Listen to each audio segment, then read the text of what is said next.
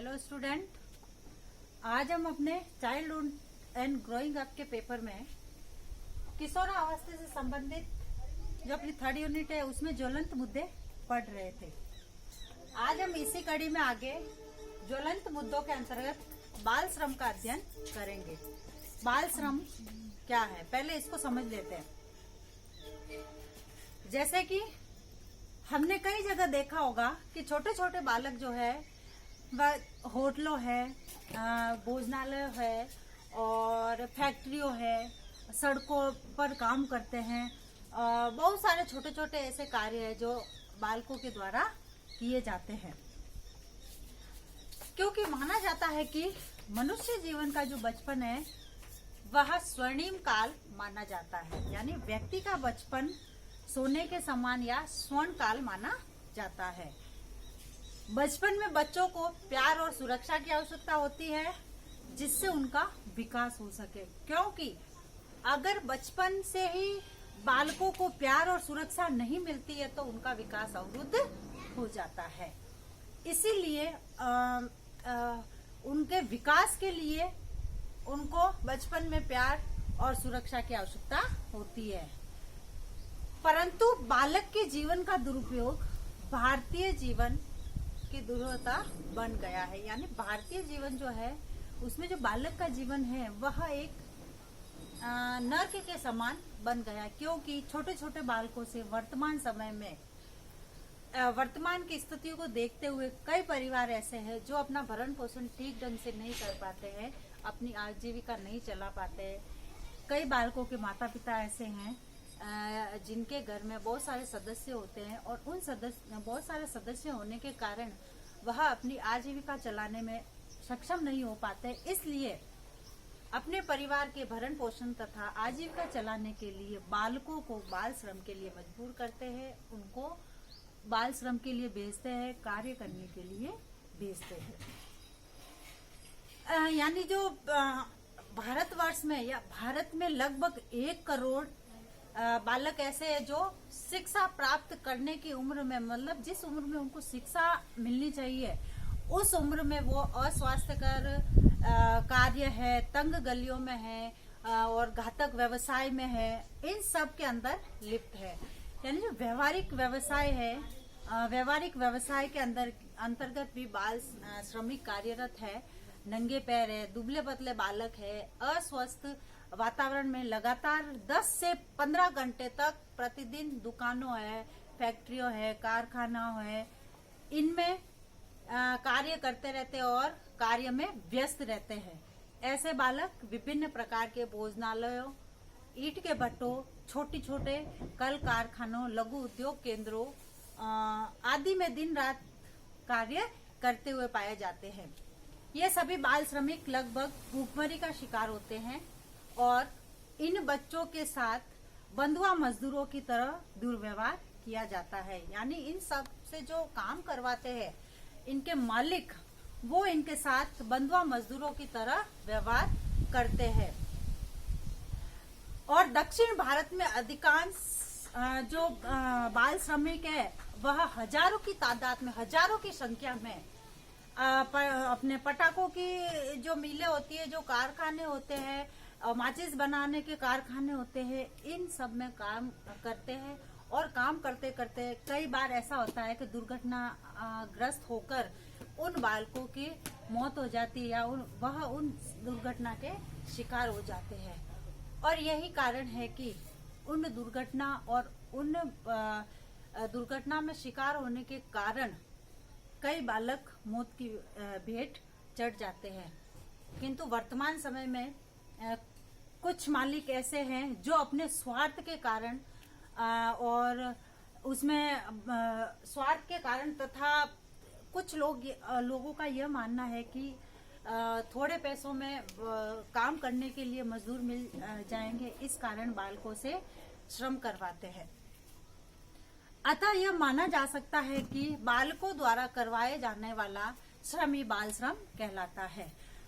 अब हम आगे बाल श्रमिक बनने के कारणों के बारे में चर्चा करेंगे। सबसे पहले है अत्यधिक गरीबी। अत्यधिक गरीबी।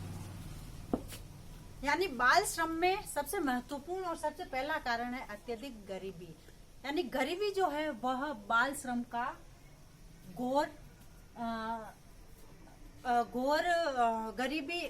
गरीबी माना जाता है। यानी जो बाल श्रम जो है वो अत्यधिक गरीबी के कारण पैदा होते हैं, क्योंकि वर्तमान स्थिति को देखते हुए कई परिवार ऐसे हैं जिनका भरण पोषण ठीक ढंग से नहीं हो पाता, ठीक तरीके से नहीं हो पाता है, वह अपने परिवार का भरण पोषण नहीं कर पाते हैं। कई माता पिता ऐसे हैं जिनकी अधिक संतानें होने के कारण या गांवों में मजदूरी नहीं मिलने के कारण, काम नहीं मिलने के कारण गरीबी का शिकार हो रहे हैं, तथा उस गरीबी को देखते हुए उनके माता पिता उनको काम के लिए बाहर भेजते हैं तथा मजदूरी के लिए भेजते हैं, जिसके कारण बाल श्रमिकों की संख्या बढ़ रही है। उसके बाद है दूसरा है सामाजिक कारण। सामाजिक कारण बाल श्रम के अंतर्गत सामाजिक कारणों को भी उत्तरदायी माना गया है, क्योंकि वर्तमान समय में ये माना गया है कि जिसके पास जितना पैसा होगा उसकी प्रतिष्ठा उतनी ही ऊंची तथा बढ़ेगी। किंतु गरीब व्यक्तियों का यह मानना है कि अगर व्यक्ति के पास थोड़ा बहुत भी पैसा होगा तो उनको सामाजिक कारणों के अंतर्गत, जैसे उनका दुर्व्यवहार है, उनको समाज से अलग करना है, इन सब कारणों से गुजरने के कारण वह मजबूर हो जाते हैं कि अपने बालकों को काम के लिए बाहर भेजे या कार्य के लिए बाहर भेजे। इसलिए सामाजिक कारणों को भी बाल श्रम के लिए उत्तरदायी माना गया है। उसके बाद है प्राकृतिक कारण।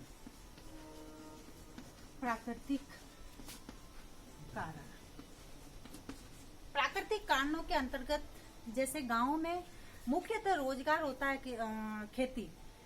गांव के लोग खेती करते हैं तथा कई बार ऐसा होता है कुछ प्राकृतिक आपदाएं आ जाती है, जैसे अधिक बारिश का होना है, कभी सूखा है, कभी अकाल है, इन सब का पड़ जाना। ये कुछ ऐसी प्राकृतिक आपदाएं हैं जो व्यक्ति को आर्थिक रूप से कमजोर बना देता है तथा उसी आर्थिक तंगी को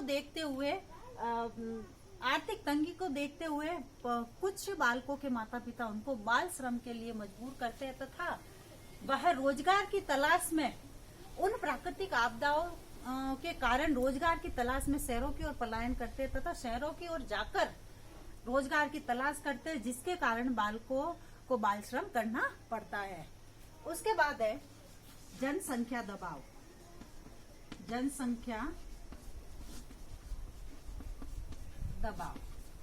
अब जनसंख्या दबाव के अंतर्गत जैसे जब व्यक्ति अपने परिवार को लेकर शहरों की ओर पलायन करता है, तब वह रहने की व्यवस्था कुछ ऐसे स्थानों पर करता है जहां जनसंख्या का दबाव पहले से कम होता है। किंतु धीरे धीरे जनसंख्या वृद्धि के कारण वहां की जो पॉपुलेशन है अधिक बढ़ जाती है तथा अधिक बढ़ने के कारण उनको रोजगार तलाशना पड़ता है, रोजगार की तलाश में इधर उधर भटकना पड़ता है तथा इसलिए जनसंख्या दबाव को भी बाल श्रम का एक महत्वपूर्ण तथ्य माना है या कारण माना है। उसके बाद है अशिक्षा।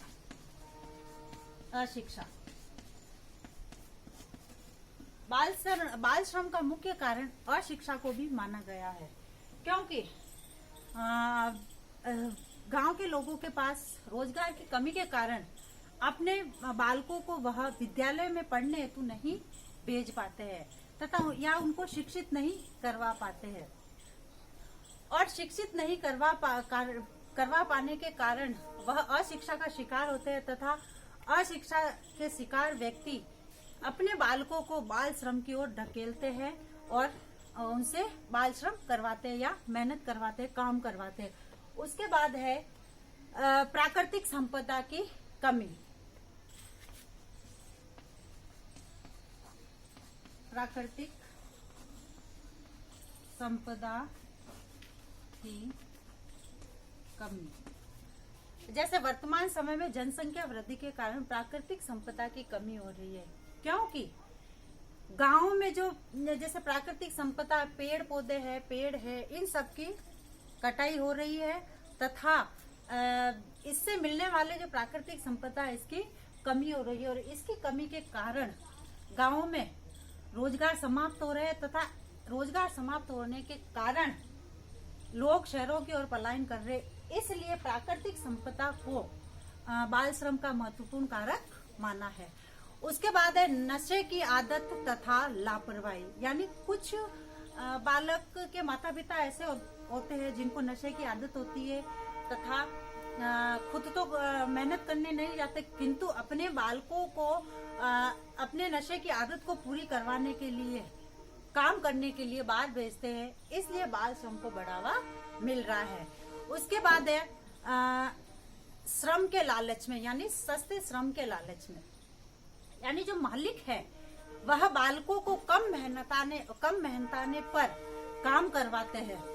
जैसे अगर बालकों को अगर काम मालिक द्वारा काम करवाया जाएगा तो वह अपने मनमाने रूप से उनको थोड़े पैसे देकर उनसे काम करवा लेता है। इसलिए सस्ते श्रम के लालच में भी बाल श्रम का बोलबाला और बाल श्रम अधिक हो रहा है।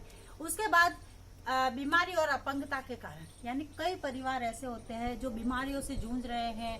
किसी के घर में माता पिता अपंग है या माँ अपंग है या पिता अपंग है और कुछ किसी के माता पिता बीमार है और इन सब समस्याओं से जूझते हुए वह अपने घर की परिस्थितियों को देखते हुए काम के तलाश में बाहर जाते हैं तथा छोटी उम्र में ही अपनी परिवार की स्थितियों को देखते हुए काम में लग जाते हैं।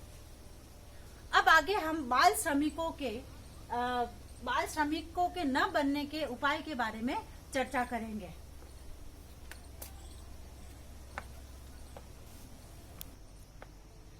अब ये बाल श्रमिक बनाने से रोकने के उपाय, किस तरीके से हम बाल श्रमिकों के बनने से रोक सकते हैं। सबसे पहले रोजगार के अवसर उपलब्ध कराना, यानी सरकार द्वारा कई ऐसे योजनाएं चलाई जानी चाहिए गरीबों के लिए जो उनको रोजगार के अवसर उपलब्ध करा सके।